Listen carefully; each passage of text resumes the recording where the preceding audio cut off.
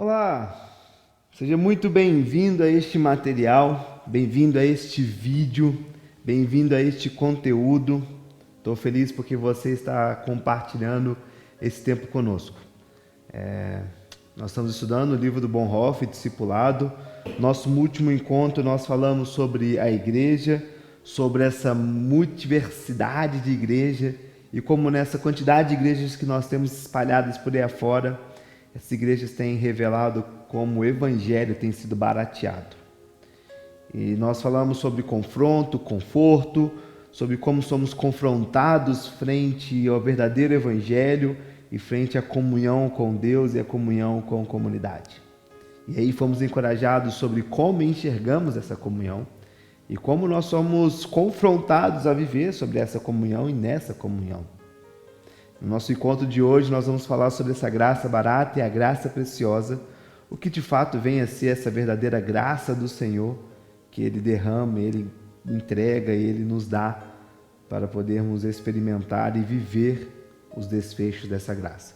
Então vem com a gente, reserva esses minutinhos para você poder interagir com o material e também com este vídeo. Que o Senhor abençoe o seu estudo e abençoe a sua aula neste momento.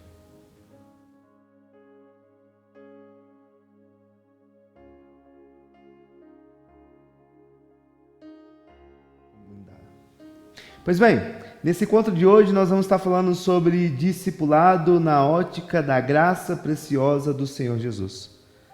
Nós falamos no último encontro sobre graça barata, né? O que iria vir a ser essa graça barata. Bonhoeffer vai dizer que graça barata é inimiga mortal de nossa igreja. E hoje a nossa luta é pela graça preciosa do Senhor. Graça barata. Então, o que raio de graça? O que é isso, né? O que é a graça barata? E aí ele dá uma lista, Bonhoeffer em seu livro vai dar uma lista, acho que muito pertinente e interessante para nós também, e para a gente poder estar entendendo um pouco sobre essa graça. Ele vai falar nessa lista o seguinte: graça barata é graça como o resto de estoque. Graça barata é o perdão barateado, é o consolo barateado, é o sacramento barateado. É graça como riqueza inesgotável da igreja. Graças que mãos levianas gastam sem vacilo nem limite. É graça sem preço, é graça sem custo. Graça barata nada mais é, queridos, do que o entendimento errado sobre a perspectiva correta do que vem a ser a graça verdadeira do nosso Senhor. Através da graça barata, nós entramos em um loop onde começamos a justificar atos pecaminosos ao invés de justificar o pecador. A graça barata acaba nos colocando na condição de dependermos menos de Deus e muito mais em nós mesmos, nos nossos esforços, em nossos méritos e naquilo que nós fazemos. Como acabei de ler aqui, é a graça que mãos levianas gastam sem vacilo, sem limite. É a perspectiva de que gastamos a graça de Deus de uma maneira muito, muito tranquila, muito fácil, muito leviana. E aí vem à minha mente um texto de Romanos capítulo 6, versículo 1. O apóstolo Paulo diz ali: que diremos, pois? Permaneceremos no pecado para que a graça seja mais abundante? Ele vai e fala: de modo nenhum. E é exatamente essa perspectiva que nós devemos ter ao encararmos a graça do Senhor Jesus Cristo. O chamado, o convite para essa graça. E não olhar para ela com a perspectiva de barateamento, ou de diminuir, ou de diluir, ou de menosprezar a importância e a relevância dessa graça. Bonhoeffer também vai nos falar sobre a essência dessa graça, apontando que ela seria justamente essa. Veja bem, porque o custo é muito alto, também são incontáveis as possibilidades de uso e desperdício. Porque não te custa nada, logo a igreja e as pessoas começam a usar e a desperdiçar livremente. Aquela perspectiva de que não é nosso, então podemos usar, não nos custou nada, podemos usar sem nenhum rigor, sem nenhum critério. Te jogo uma ilustração semelhante a uma torneira aberta vazando água. Quando não tem falta de água, você acha que aquilo ali não é problema nenhum. Se falta água, é um problema. Mas desperdiçamos água com uma facilidade tão grande, mas tão grande, e que é um uso e desperdício gigantesco que fazemos com a água. O que essas igrejas, o que nós fazemos com a graça do Senhor, é exatamente a mesma perspectiva. usamos como se fosse uma torneira aberta, gastando a água sem entender a riqueza, o valor e a demanda que aquela água ou que a graça do Senhor tem. Bonhoeffer também vai falar sobre a essência dessa graça barata, que a fatura paga antecipadamente é para sempre. Logo, ao entender que a fatura paga é para sempre, as pessoas entram novamente em um loop de pecado ou uma condição pecaminosa, porque Jesus já morreu na cruz pelos meus pecados, então já estou perdoado. Então eu não preciso entrar num ciclo de discipulado, eu não preciso abrir mão dos meus pecados, abrir mão do meu próprio coração.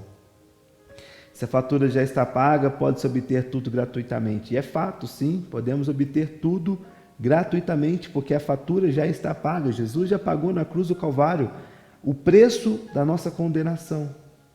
Já pagou, e por essa razão podemos obter tudo de graça. Mas o fato de obtermos tudo de graça não nos dá a liberdade de abrirmos a torneira e deixar com que essa graça vá embora. E as igrejas, queridos, vão se perdendo hoje quando o mundo encontra cobertura barata para os seus pecados. A perspectiva de que a igreja começa a trazer o mundo para dentro de si, começa a justificar os seus pecados, começa a trabalhar numa linha muito leviana com o confronto que o Evangelho apresenta, com o confronto que a graça de Deus deseja operar e confrontar o coração das pessoas, e começam a ser bem levianos e bem fracos no seu julgar ou nas suas atitudes frente ao que o Evangelho proporciona e frente ao coração pecaminoso. E o que nós fazemos com essa graça barata? Começamos a negar a palavra viva de Deus. Começamos a trazer uma negação da palavra viva de Deus. Ao permitir que determinados pecados em nossas vidas sejam tratados de maneiras levianas, nós negamos o que as Escrituras vão dizer sobre o abandonar o pecado, sobre o abandonar a nossa natureza, sobre nos tornarmos uma nova natureza. Tudo isso em função do conforto. Nós também negamos a encarnação da palavra de Deus, quando a própria Escritura diz que ela é o sopro de Deus, a encarnação de Deus, de que ela é a palavra viva de Deus e de que nessa palavra somos confrontados sobre a nossa natureza, sobre o nosso coração, sobre o nosso sentimento, sobre aquilo que permeia mente e coração, sobre aquilo que nos afasta de Deus, sobre aquilo que nós barateamos com a necessidade do conforto. Nós começamos a negar a encarnação dessa palavra de Deus. O que ocorre? A graça barata justifica o pecado, ao invés de justificar o pecador. A graça barata começa a justificar o pecado, ao invés de justificar o pecador. E a ideia aqui, queridos, é que nós não mudamos nosso estilo de vida e vivemos como deveríamos viver no mundo, fora do mundo. Vamos falar um pouco mais para frente sobre isso, né? Mas não mudamos nosso estilo de vida e somos os mesmos, independente da graça, dependente do Evangelho, dependente do que Deus faz. Ignoramos o texto de 2 Coríntios capítulo 5, 17. Assim, se alguém está em Cristo, é nova criatura, e as coisas antigas já se passaram, e eis que tudo se fez novo. Ignoramos o despojar, o revestir e o renovar. Despojar do velho homem, revestir do novo homem, renovar a mente e coração num processo de santificação, de discipulado.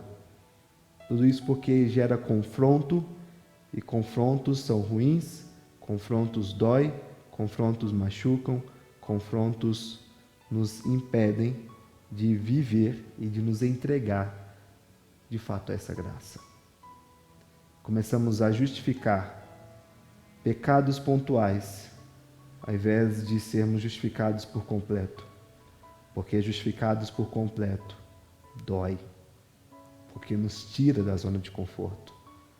Graça barata nada mais é do que um mero esforço humano para tentar se encontrar com Deus e viver a vida pecaminosa, se entregando ao seu próprio coração, se entregando às suas próprias vontades, se entregando às suas necessidades do coração. A graça barata vai dizer que não é necessário que o cristão seja um discípulo, mas que se conforte com a graça. E o que o Evangelho nos ensina é que precisamos ser discípulos e usufruir da graça. A graça barata que justifica o pecado, em vez de justificar o pecador, que deixa o pecado e se arrepende. não é o perdão que separa do pecado. A graça barata é a graça que outorgamos a nós mesmos. A graça barata, queridos, é a pregação do perdão sem arrependimento do pecador. É o batismo sem a disciplina eclesiástica. É a comunhão sem a confissão de pecados. É a absolvição sem a confissão pessoal. A graça barata é graça sem discipulado. É graça sem cruz. É graça sem Jesus Cristo vivo e encarnado. É graça que vivemos quando colocamos a responsabilidade sobre os nossos atos, sobre o que fazemos, e quando ignoramos a água que jorre pela torneira. Isso é graça barata. Isso é a graça que muitas igrejas hoje estão vivendo.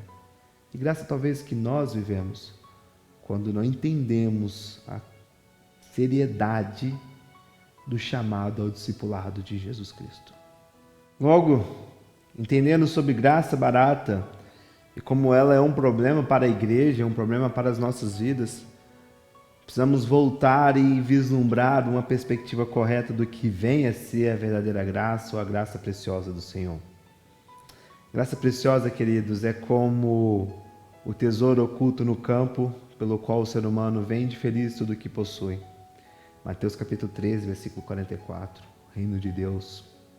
A graça preciosa é como a pérola preciosa, pela qual o mercador oferece todos os seus bens. Mateus 13, 45. É o domínio do reino de Cristo pelo qual o ser humano arranca o olho que o faz tropeçar. Mateus 18, 9. É o chamado de Jesus Cristo pelo qual o discípulo abandona suas redes e o segue. Marcos capítulo 1, versículo 17. Lá atrás, quando Jesus fala no Marcos capítulo 1, versículo 15, que o reino de Deus estava próximo, arrependei-vos e crede nesse evangelho. Logo na sequência, Jesus chega para Pedro e diz: olha, abandone as suas redes e siga-me, e eu vos farei pescadores de homens. Naquele momento, Pedro começava a entender o que iria ser este reino e essa graça do Senhor Jesus. Essa graça preciosa do Senhor Jesus Cristo. Graça preciosa, queridos, é o evangelho que sempre se deve procurar. É a dádiva que se deve pedir. É a porta ao qual tem que se bater. Essa é a graça preciosa que chama o discípulo. Ela é graça porque chama ao discipulado de Jesus Cristo. É preciosa porque custa a vida do ser humano. É graça, pois só assim dá a vida ao ser humano. É preciosa porque condena o pecado. É graça porque justifica, perdoa o pecador. E é preciosa, sobretudo, porque foi preciosa para Deus, porque Ele custou a vida do seu Filho, Jesus Cristo. 1 Coríntios capítulo 6, versículo 20, vai dizer: porque fostes comprado por preço, e, portanto, essa graça não pode ser barata, não pode ser barateada por nós, porque custou muito caro para Deus essa graça, porque teve um preço para o Senhor essa graça. Esse preço foi a morte de Jesus Cristo na cruz do Calvário pelos nossos pecados. E essa graça não pode ser barata, ela não pode ser leviana, ela não pode ser como uma torneira aberta, onde a água é desperdiçada. Mas é uma graça que tem um custo muito alto. A graça é preciosa porque submete o ser humano ao jugo do discipulado de Jesus Cristo. E o próprio Jesus, lá em Mateus capítulo 11, 28 ao 30, ele vai dizer que o seu fardo é leve e o seu jugo é suave. E ele vai dizer: tomai sobre vós o meu ensino, tomai sobre vós aquilo que eu estou os chamando para fazer, tomai sobre vós a minha graça, que é de graça, que é leve, que é suave. Não há mérito humano, não há ação humana, não há esforço humano, apenas bondade e misericórdia de Deus.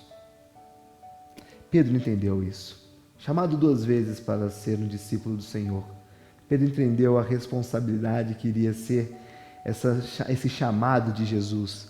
Lá, depois que Jesus falou sobre o reino dele, que Pedro segue, e aí tem um período de 3 anos do ministério de Jesus. Depois Jesus é ressurreto, Depois que Jesus é ressuscitado, antes de ser ressurreto, ele chega de novo para os discípulos e fala: olha, abandone as redes e me sigam.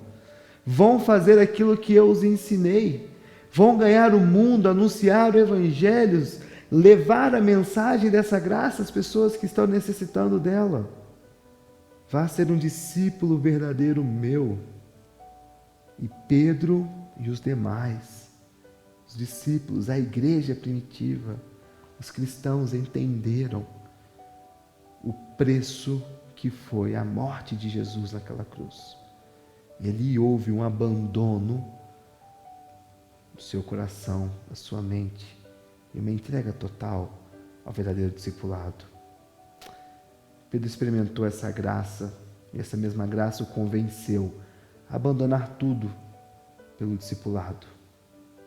E foi essa graça que chamou Pedro à comunhão definitiva, a comunhão do martírio, pela qual todos os seus pecados foram perdoados. Bonhoeffer vai dizer: a graça e o discipulado são uma única coisa na vida de Pedro, e ele havia recebido a graça preciosa, a graça que confronta, a graça que dói, a graça que machuca, a graça que nos convida a sermos verdadeiros discípulos do Senhor, a graça que nos convida a abandonar as redes e seguir o Mestre, a graça que nos convida a tomar o jugo e o fardo suave deste Mestre, a mesma graça que João vai falar lá em 1 João, que o mandamento é de amor. É um mandamento que dói, que machuca, que confronta, mas é um mandamento de amor. É um ensino que expõe as impurezas do coração, que confronta sobre as disposições do coração, que confronta sobre as intenções da mente e do coração, que nos reorienta a sermos verdadeiros discípulos de Jesus e que, se for necessário, que morramos por esse próprio Jesus. Foi o que os pais da igreja fizeram, foi o que os discípulos do Senhor fizeram. Foi o que a história nos mostrou, quando homens e mulheres entenderam a preciosidade do que viria a ser essa graça de Deus. Estavam dispostos a tudo por causa dessa graça e a sair da sua zona de conforto por causa dessa graça. Como nós estamos falando, se existe uma graça barata, existe uma graça preciosa. Se existe a graça preciosa, existe a graça barata. E teve uma origem muito clara para esse problema e como as coisas vieram a acontecer. Com a expansão do cristianismo e a secularização do mundo cristão, a igreja, a consciência da igreja, a consciência da graça, ela foi se perdendo. O mundo, queridos, foi se tornando um mundo cristão. Quando o Império Romano retém sobre si o título de identidade cristã, ele começa a trazer sobre ele essa filosofia, ou essa ideologia, ou essa identificação com uma linha, com um pensamento cristão ou cristocêntrico. Ou seja, o mundo começa a olhar e o mundo começa a dizer que eles são cristãos. O mundo se torna cristianizado.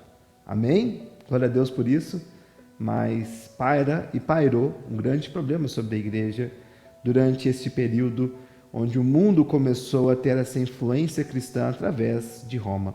Aquilo que antes era negado, aquilo que antes era um problema, aquilo que antes foi perseguição, aquilo que antes gerou muita morte, guerras, agora começa a se tornar uma identidade de pessoas.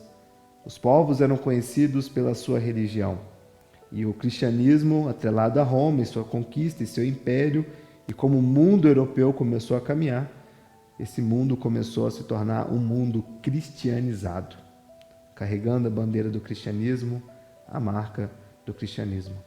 Com isso, queridos, começou a existir divergências de pensamentos e até mesmo questões bem pontuais sobre a espiritualidade.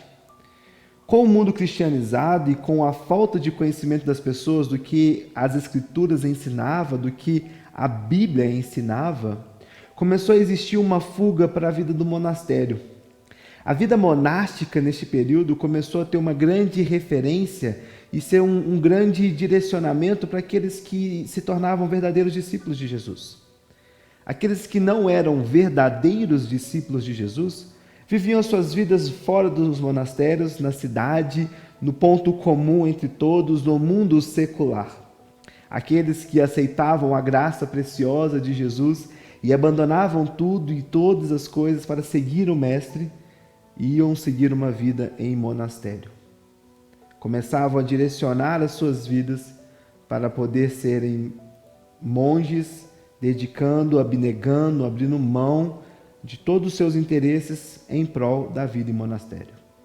Bonhoeffer vai falar que a vida monástica tornava-se comportamento especial de natureza individual, ao que a massa popular não poderia ser submetida. O que começou a acontecer foi uma diferenciação de cristãos. Existiam os crentes monásticos e existia o resto do mundo que era cristão.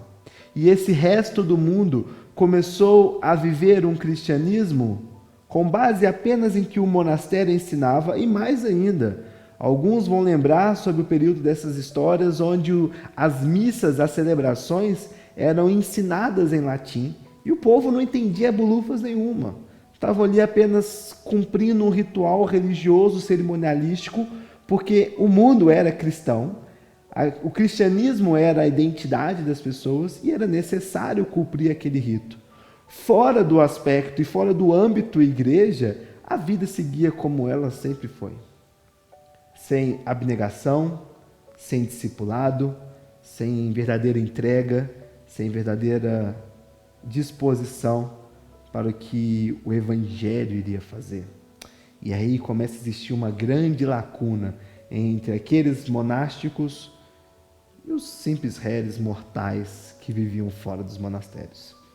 Bonhoeffer vai continuar falando sobre isso, que ocasionou uma diferenciação na esfera da obediência cristã entre um comportamento mais elevado e outro menos elevado. Parecia que somente os cristãos de monastério eram cristãos de fato, e os fora do monastério não eram cristãos. Uma breve ilustração que não diz verdade a isso seria como dizer que as pessoas intituladas como pastores, líderes, são mais cristãos do que você que trabalha no chão de fábrica, levantando parede, atendendo em escritório, atendendo em oficinas, conversando com pessoas, enfim, na sua profissão, no que você faz. Basicamente essa é a ideia que acabou acontecendo, que aqueles que se dedicavam exclusivamente para partes espirituais detinham e retinham sobre si algo maior. E de fato, essas pessoas tinham um contato direto com as Escrituras e através deles ensinavam ao resto do povo. As pessoas apenas pegavam o que era repassado para elas e se era repassado e se elas entendiam. Porque na verdade, como já mencionei, o culto era em latim. As pessoas não entendiam nada de latim. Mal as pessoas sabiam ler.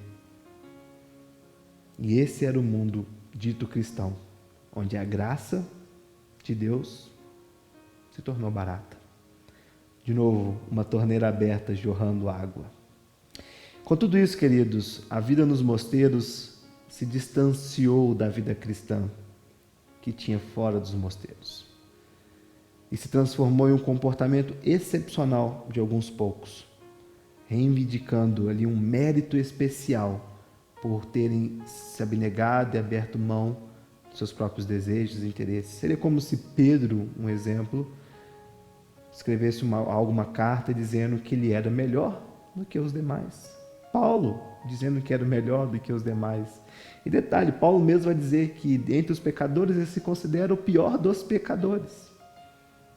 Mas a vida monástica começou a declinar nessa defesa pelo Evangelho, onde começou a ter um prisma, um olhar, uma elevação por eles serem maiores ou espetaculares, ou um mérito especial por talvez dedicarem suas vidas a Cristo, ao cristianismo. Com isso, pela graça e misericórdia do Senhor, ele começou a levantar homens, mulheres, mas um homem em específico, Martinho Lutero, na Reforma Protestante. Deus primeiro levou Lutero para o monastério.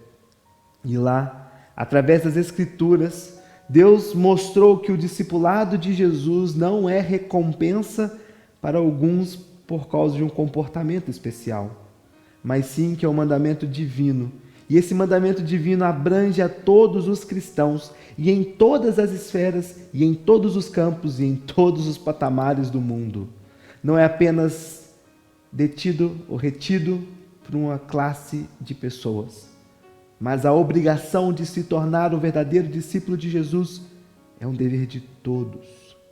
E através das Escrituras, ressaltando em seu coração e do Espírito Santo confrontando a vida de Lutero, Deus começou a mostrar para ele que aquilo estava errado, que ali tinha um problema. A abnegação revelou-se nesse contexto a autoafirmação espiritual definitiva dos piedosos. E foi assim que o mundo se infiltrou na vida monástica. Aquilo que antes era algo santo, algo visto com bons olhos, começou a se tornar obra meritória. Começou a se tornar algo que elevava o espírito daqueles monásticos. E começou a se tornar um mau ensino para o resto da igreja. Foi onde a gente vê que a igreja começou a vender indulgências. Um pedacinho no céu, uma oração que colocava as pessoas no céu em comunhão com Deus, um pagamento pelo corpo, por uma alma. Não.